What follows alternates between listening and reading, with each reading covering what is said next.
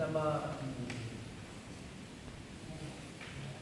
ಕರ್ನಾಟಕ, ಮಹಾರಾಷ್ಟ್ರ ಮತ್ತು ಇತರ ಉತ್ತರ ಭಾರತದ ಕೆಲವು ರಾಜ್ಯಗಳಲ್ಲಿ ಕೂಡ ಈ ಬಾರಿ ವರುಣನ ಪ್ರತಾಪದಿಂದಾಗಿ ಅನೇಕ ರೀತಿಯ ಸಮಸ್ಯೆಗಳು ಉದ್ಭವ ಆಗಿದೆ. ವಿಶೇಷವಾಗಿ ಕರ್ನಾಟಕದಲ್ಲಿ ಇದುವರೆಗೆ ನೆರೆ ಕಂಡರಿಯದ ಕೆಲವು ಜಿಲ್ಲೆ, ತಾಲೂಕು, ಗ್ರಾಮಗಳಲ್ಲಿ ಕೂಡ ವಿಶೇಷವಾದ ಮಳೆಯಿಂದಾಗಿ ಹಾನಿಯಾಗಿದೆ. ಕೆಲವರು ಹೇಳ್ತಾರೆ ಕನಿಷ್ಠ 100 ವರ್ಷಕ್ಕಿಂತಲೂ ಮಿಕ್ಕಿದ ಸಮಯದಲ್ಲಿ ನಾವು ಈ ಥರ ಒಂದು ಮಳೆಯ ಅವಾಂತರವನ್ನು ನಾವು ನೋಡಲಿಲ್ಲ ಅಂತ ಹೇಳಿದ್ದಾರೆ. ಹಾಗಾಗಿ ನಾವು ಕೂಡ ಕಳೆದ ಒಂದು ವಾರದಿಂದ ಇಡೀ ಕರ್ನಾಟಕದಿಂದ ಎಲ್ಲ ವಿಷಯಗಳನ್ನು, ಮಾಹಿತಿಯನ್ನು ನಾವು ನಮ್ಮ ಗ್ರಾಮೀಣ ಅಭಿವೃದ್ಧಿ ಯೋಜನೆ ಮೂಲಕ ಸಂಗ್ರಹಿಸ್ತಾ ಇದ್ದೇವೆ. ಮತ್ತು ನಮಗೆ ನಿಜವಾಗಿ ಮನಸ್ಸಿಗೆ ಗಾಬರಿಯಾಗುವಂಥ, ನೋವಾಗುವಂಥ ಮತ್ತು ಸಮಸ್ಯೆಗಳ ಗಾತ್ರ ಎಷ್ಟಿದೆ ಅನ್ನೋದನ್ನು ತಿಳ್ಕೊಂಡಾಗೆಲ್ಲ ಬಹಳ ದುಃಖವಾಗಿದೆ, ತೀವ್ರವಾದ ದುಃಖ ಆಗಿದೆ.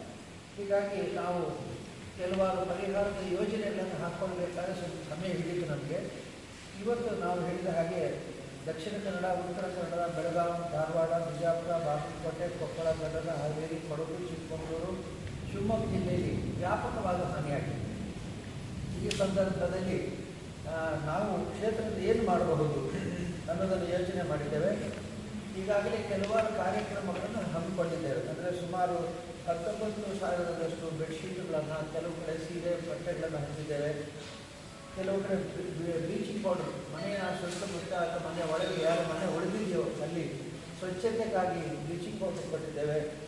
ಕೆಲವು ಮನೆಗಳಿಗೆ ತುರ್ತು ಉಪಯೋಗದ ವಸ್ತುಗಳನ್ನೆಲ್ಲ ಕೊಟ್ಟಿದ್ದೇವೆ. ಆದರೆ ಇದೆಲ್ಲ ಬಹಳ ದೊಡ್ಡ ಸಮಸ್ಯೆಗೆ ಕೇವಲ ಒಂದು ಸಣ್ಣ ಹನಿ ನೀರಿನ ಪರಿಹಾರ. ಆದರೆ ಇವತ್ತು ನಾವು ಬಹಳ ದೊಡ್ಡ ರೀತಿಯಲ್ಲಿ ಸಮಸ್ಯೆಗೆ ಪರಿಹಾರವನ್ನು ಕಂಡುಹುಡುಕಬೇಕು ಅಂತ ಹೇಳಿ ಇವತ್ತು ನಮ್ಮ ಕರ್ನಾಟಕ ಸರ್ಕಾರಕ್ಕೆ ಮುಖ್ಯಮಂತ್ರಿಗಳ ನಿಧಿಗೆ 25 ಕೋಟಿ ರೂಪಾಯಿ ಮೊತ್ತವನ್ನು ನಾವು ನೀಡುವುದಾಗಿ ಈಗ ನಾವು ತೀರ್ಮಾನಿಸಿದ್ದೇವೆ.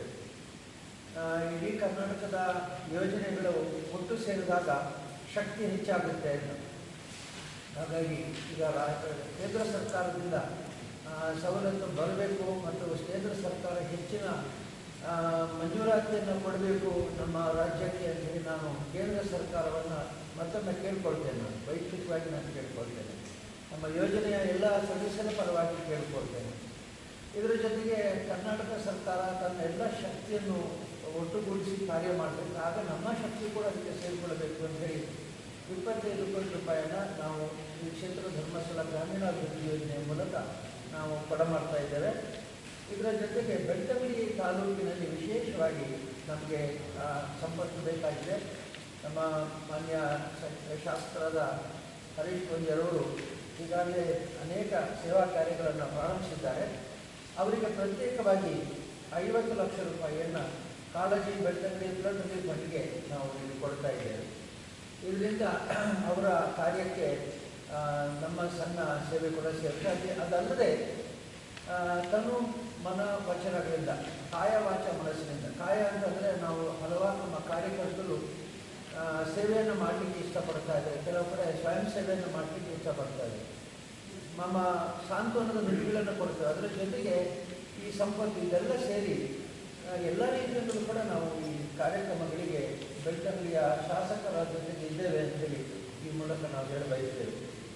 ನಮಗೆ ಇನ್ನೊಂದು ಅನಿಸಿದ್ದು ಏನು ಅಂತಂದರೆ, ಇಂತಹ ವಿಪತ್ತುಗಳು ಯಾಕೆ ಬರ್ತಾ ಇದೆ ಅನ್ನೋದು ಒಂದು ಸಂಶೋಧನಾತ್ಮಕವಾದ ವಿಚಾರ. ಇದು ಕೇವಲ ಪ್ರತಿ ವರ್ಷ ಮಳೆ ಬಂದಾಗೆಲ್ಲ ನಾವು ಕೊಡೆ ಹಿಡಿದಾಗೆ, ಛತ್ರಿ ಹಿಡಿದ ಹಾಗೆ, ಬೆಂಕಿ ಬಂದಾಗ ನೀರು ಹಿಡಿದು ಆರಿಸಿದ ಹಾಗೆ ಕ್ಷಣ ಮಾತ್ರದಲ್ಲಿ ಮಾಡುವಂಥ ಕೆಲಸ ಅಲ್ಲ. ಅದರ ಬದಲು ಇದು ಯಾಕೆ ಹೀಗಾಗುತ್ತೆ ಅನ್ನೋದು ನಮ್ಮ ಕುತೂಹಲದ ವಿಷಯ. ಹೀಗಾಗಿ ಒಂದು ವಿಶೇಷವಾದಂಥ ಸಂಶೋಧನೆಗಾಗಿ ನಾವು ರಾಷ್ಟ್ರೀಯ ಸಂಸ್ಥೆಯನ್ನು ಗುರುತಿಸಿ ಅದಕ್ಕೆ ಕೊಡಬೇಕು ಅಂತ ನಿಶ್ಚಯಿಸಿದ್ದೇವೆ. ಇನ್ನು ಆ ರಾಷ್ಟ್ರೀಯ ಸಂಸ್ಥೆ ಯಾವುದು ಅಂತ ನಾವು ಗೊತ್ತಾಗಿಲ್ಲ ನಮಗೆ. ಹಾಗಾಗಿ ಇನ್ನೊಂದು 2 ಕೋಟಿ ರೂಪಾಯಿಯನ್ನು ವಿಶೇಷವಾಗಿ ಈ ರಾಷ್ಟ್ರೀಯ ಮಟ್ಟದಲ್ಲಿ ಪಶ್ಚಿಮ ಘಟ್ಟ ಅಧ್ಯಯನ ಪೀಠ ಅಥವಾ ಅಧ್ಯಯನಕ್ಕೆ ಬೇಕಾದಂಥ ಸಂಶೋಧನಾತ್ಮಕವಾದ ಕಾರ್ಯಕ್ರಮಗಳಿಗೆ ನಾವು ಕೊಟ್ಟು ಇನ್ನು ಮುಂದೆ ಪ್ರತಿ ವರ್ಷವೂ ಇದು ಆಗಬಾರ್ದು. ಈಗಾಗಲೇ ಮಡಿಕೇರಿಯಲ್ಲಿ 2ನೇ ಬಾರಿ ಆಗಿದೆ, ಕೇರಳದಲ್ಲಿ 2ನೇ ಬಾರಿ ಆಗಿದೆ, ನಮ್ಮಲ್ಲಿ 2ನೇ ಬಾರಿ ಅಲ್ಲ 10 ಸರಿ ಆಗಬಹುದು. ಅದಕ್ಕೆ ಏನು ಕಾರಣ, ಯಾವ ಕಾರಣದಿಂದ ಇದು ಯಾವ ರೀತಿ ಇದನ್ನು ತಪ್ಪಿಸ್ಬೋದು ಅಂತೇಳಿ ಅಧ್ಯಯನ ಮಾಡಬೇಕಾಗಿತ್ತು. ಕೂಡ ಒಂದು ಸಣ್ಣ ಪ್ರತ್ಯೇಕವಾದ ಮೊತ್ತವನ್ನು ನಾವು ತೆಗೆದಿಟ್ಟಿದ್ದೇವೆ. ಇನ್ನು ಬಹಳ ಮುಖ್ಯವಾಗಿ ಈ ವಿಪತ್ತು ನಿರ್ವಹಣೆ ಆಗುವಾಗ ಇವತ್ತು ನಮ್ಮ ಶಾಸಕರು ಮತ್ತು ನಮ್ಮ ಗ್ರಾಮೀಣಾಭಿವೃದ್ಧಿ ಯೋಜನೆಯ ಕಾರ್ಯಕರ್ತರು ಇಡೀ ರಾಜ್ಯದಲ್ಲಿ ಸೇವೆಯನ್ನು ಮಾಡ್ತಾ ಇದ್ದಾರೆ.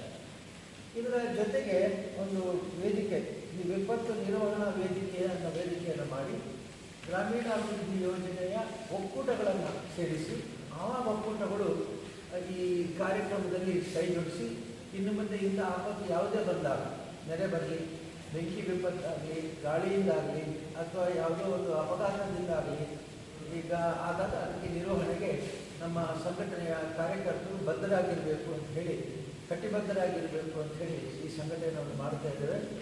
ಇದಕ್ಕೆ ಇನ್ನೂ ಪ್ರಾರಂಭದ ಚಿಂತನೆ ಇದೆ. ಈಗ ಒಂದು 3 ತಿಂಗಳೊಳಗೆ ಇಂತಹ ಸಂಘಟನೆ ರಾಜ್ಯದ ಎಲ್ಲ ತಾಲೂಕುಗಳಲ್ಲಿ ನಾವು ಇದನ್ನು ಮಾಡಿ ಅವರಿಗೆ ತರಬೇತಿಯನ್ನು ಕೊಡುವ ಯೋಜನೆ ಇದೆ. ಯಾಕಂದರೆ ಈಗ ಈ ವಿಪತ್ತು ನಿರ್ವಹಣೆಗೆ ವಿಶೇಷವಾಗಿ ತರಬೇತಿ ಬೇಕಾಗುತ್ತೆ. ಅದಕ್ಕೆ ಕೆಲವು ಗುರುತಿಸಲ್ಪಟ್ಟ ಸಂಸ್ಥೆಗಳಿಂದ ತರಬೇತಿಯನ್ನು ಕೂಡ ಕೊಡಿಸಿ ಆ ಮೂಲಕ ಅಲ್ಲಿ ವಿಪತ್ತು ನಿರ್ವಹಣೆಗೆ ಸರ್ಕಾರದ ಜೊತೆಗೆ ಬೇರೆ ಬೇರೆ ಸಂಘಟನೆಗಳ ಜೊತೆಗೆ ನಾವು ಕೂಡ ಕೈ ಜೋಡಿಸುವಂಥ ಒಂದು ಕಾರ್ಯಕ್ರಮವನ್ನು ಕೂಡ ಹಾಕೊಂಡಿದ್ದೇವೆ. ಹೀಗಾಗಿ ನಮ್ಮ ಪ್ರಾರ್ಥನೆ ಇಷ್ಟೇ, ಈ ವರ್ಷ ಮಳೆಯಿಂದ ಆಗಿರುವಂಥ ಹಾನಿ ಅದು ಈಗ ತಕ್ಷಣ ನಿಲ್ಲಬೇಕು. ಮಳೆ ನಿಂತ ಮೇಲೆ ಹೇಗೆ ಮಳೆಯ ಸಮಸ್ಯೆ ಹೇಗೆ ಉದ್ಭವ ಆಗ್ತದೆ, ಹಾಗೆ ಇನ್ನು ಮುಂದೆ ಕೂಡ ಯಾವತ್ತೂ ಕೂಡ ಮಳೆಯಿಂದಾಗಿ ಆಗಿರುವಂಥ ಹಾನಿಯನ್ನು ಸಹಿಸಿಕೊಳ್ತಕ್ಕಂಥ ಶಕ್ತಿ ಎಲ್ಲ ಕಾರ್ಯಕರ್ತರು ನಮ್ಮ ಜನತೆಗೆ ಬರಲಿ.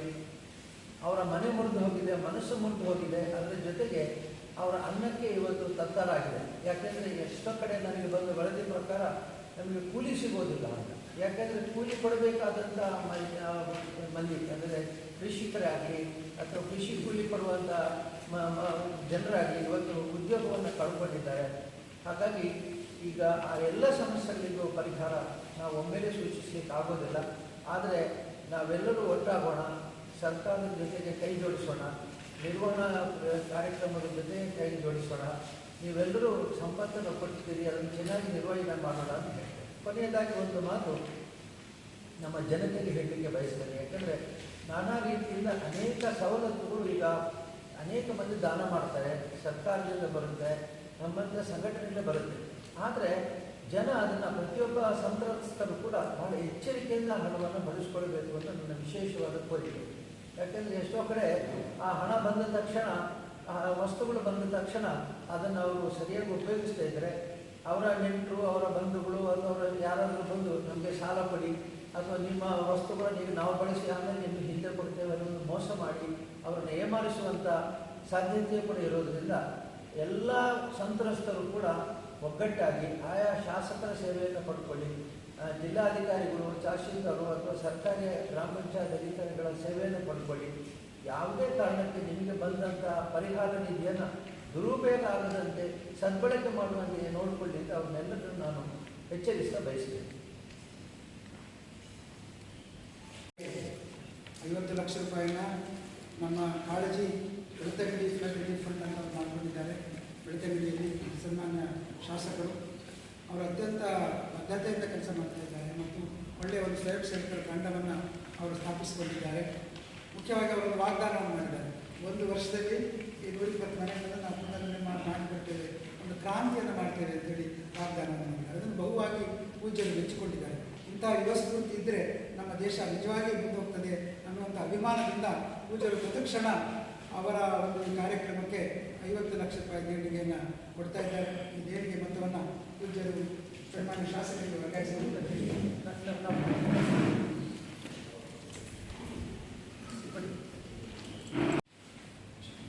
ಶ್ರೀ ಕ್ಷೇತ್ರ ಧರ್ಮಸ್ಥಳ ಗ್ರಾಮಾಭಿವೃದ್ಧಿ ಯೋಜನೆಯ LH ಮಂಜುನಾಥ್ ಅವರೇ, ಎಲ್ಲ ಪತ್ರಕರ್ತ ಮಿತ್ರರೇ, ಇವತ್ತು ರಾಜ್ಯದಲ್ಲಿ ಮತ್ತು ಬೆಳ್ತಂಗಡಿಯಲ್ಲಿ ಆಗಿರ್ತಕ್ಕಂಥ ನೆರೆಯ ಬಗ್ಗೆ ಸ್ವತಃ ಪೂಜ್ಯರು ಮನಗಂಡು ಈ ರಾಜ್ಯದ ಮುಖ್ಯಮಂತ್ರಿಯವರ ಪರಿಹಾರ ನಿಧಿಗೆ 25 ಕೋಟಿಯನ್ನು ಘೋಷಣೆ ಮಾಡುವ ಮೂಲಕ ಇಡೀ ರಾಜ್ಯಕ್ಕೆ, ಈ ದೇಶಕ್ಕೆ ಒಂದು ಮಾದರಿಯಾಗಿರ್ತಕ್ಕಂಥ ಕೆಲಸವನ್ನು ಪೂಜ್ಯರ ಕೈಯಿಂದ ಆಗಿದೆ ಅಂತ ಹೇಳಿದರೆ ನಾನು ಬಹಳ ಸಂತೋಷ ಪಡ್ತಾ ಇದ್ದೇನೆ. ಆ ಮೂಲಕ ಇಡೀ ರಾಜ್ಯದ ಏನು ನೆರೆ ಸಂತ್ರಸ್ತರು ಏನಿದ್ದಾರೆ ಅವರಿಗೆ ಇದು ಕ್ಷೇತ್ರದ ಆಶೀರ್ವಾದ ಎಲ್ಲ ಮನೆಯ ಕಳ್ಕೊಂಡವರಿಗೆ ದೊರೆತಂತಾಗಿದೆ. ಆ ಮೂಲಕ ಇನ್ನಷ್ಟು ಶೀಘ್ರ ಅವರ ಆಶೀರ್ವಾದದ ಮೂಲಕ ಎಲ್ಲ ಮನೆಗಳಿಗೆ ನಿರ್ಮಾಣ ಆಗಿ ಅವರು ಸಂತೋಷದ ಜೀವನವನ್ನು ನಡೆಸುವ ಹಾಗೆ ಆಗಲಿ. ಜೊತೆಗೆ ಇವತ್ತು ಬೆಳ್ತಂಗಡಿಯ ಕಾಳಜಿ ಫ್ಲಡ್ ರಿಲೀಫ್ ಫಂಡಿಗೆ 50 ಲಕ್ಷ ರೂಪಾಯಿಯನ್ನು ಕೊಡುವ ಮೂಲಕ ನಮ್ಮ ಮೇಲೆ ವಿಶ್ವಾಸ ಇಟ್ಟು ಪೂಜ್ಯರು ಆ ಮೊತ್ತವನ್ನು ನಮಗೆ ಕೊಟ್ಟಿದ್ದಾರೆ. ಈ ಸಂದರ್ಭದಲ್ಲಿ ಪೂಜ್ಯರಿಗೆ ಈ ಸಂದರ್ಭದಲ್ಲಿ ಬೇಡಿಕೊಳ್ತಾ ಇದ್ದೀನಿ, ನಿಮ್ಮ ಆಶೀರ್ವಾದದ ಮೂಲಕ, ನಿಮ್ಮ ಆಶೀರ್ವಾದ, ನಿಮ್ಮ ಸಲಹೆ ಮಾರ್ಗದರ್ಶನದ ಮೂಲಕವೇ ಬೆಳ್ತಂಗಡಿಯ ಎಲ್ಲ ಈ ನೆರೆ ಸಂತ್ರಸ್ತರಿಗೆ ಬೇಕಾಗಿರ್ತಕ್ಕಂಥ ಜೀವನವನ್ನು ನಡೆಸ್ತಕ್ಕಂಥ ಕೆಲಸ ಕಾರ್ಯಗಳು ನಿಮ್ಮ ನೇತೃತ್ವದಲ್ಲಿ, ನಿಮ್ಮ ಆಶೀರ್ವಾದದ ಮೂಲಕವೇ ನಾವು ನಡೆಸ್ತೇವೆ ಅನ್ನುವಂಥ ಮಾತನ್ನು ಸಹ ಈ ಸಂದರ್ಭದಲ್ಲಿ ಹೇಳ್ತಾ, ನಿಮ್ಮ ಈ ಸಹಾಯಕ್ಕೆ ನಾವು ನಿತ್ಯ ಋಣಿಯಾಗಿರ್ತೇವೆ ಅನ್ನುವಂಥದ್ದನ್ನು ಈ ಕ್ಷೇತ್ರದ ಜನದ ಪರವಾಗಿ ಕ್ಷೇತ್ರದ ಶಾಸಕರಾಗಿ ನಿಮ್ಮೊಟ್ಟಿಗೆ ಕೇಳಿಕೊಳ್ತೇವೆ. 22,000 ಲೇಖನ ನಿಗಳು ಕೊಟ್ಟಿದೆ. 22,000 ಕುಟುಂಬಗಳ ಮನೆ ಹಾನಿಯಾಗಿದೆ. ಸುಮಾರು 25,000 ಕುಟುಂಬಗಳ ಕೃಷಿ ಹಾನಿಯಾಗಿದೆ.